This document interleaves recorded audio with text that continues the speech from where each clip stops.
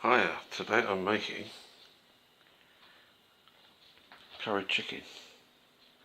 So for my curried chicken I have 2 onions finely chopped by the machine and some celery,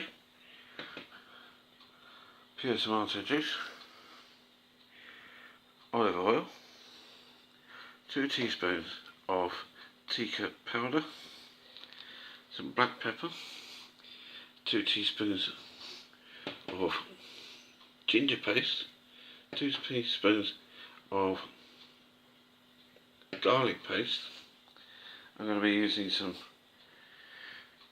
natural yogurt and salt. There's the tops of the celery. I might be using some of that later on. And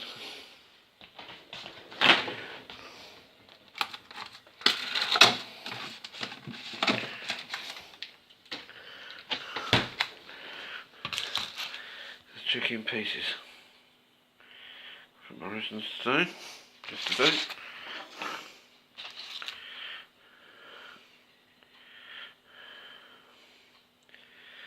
Don't muck about. If you buy a chicken, you're going to have to butcher it down, so why bother? Just get with the stuff. So first of all, you need to light the gas.